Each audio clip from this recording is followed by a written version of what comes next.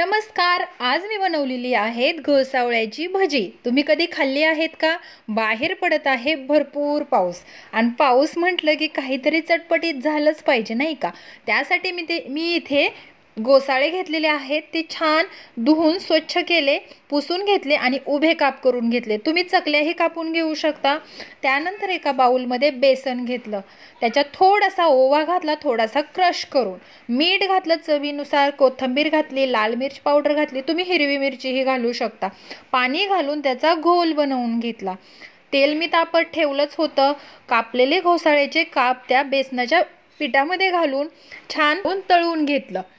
अशा प्रकारे ही घोसाळ्याची भजी खाण्यासाठी तयार आहे. तुम्हाला व्हिडिओ आवडल्यास लाईक, शेअर, कॉमेंट करा, सबस्क्राईबही करा, कारण ते एकदम फ्री आहे. अशा प्रकारे मी सगळी घोसाळ्याची भजी तळून घेतली आणि तुम्ही ही भजी बनवा, खा आणि पावसाचा पुरेपूर आनंद घ्या.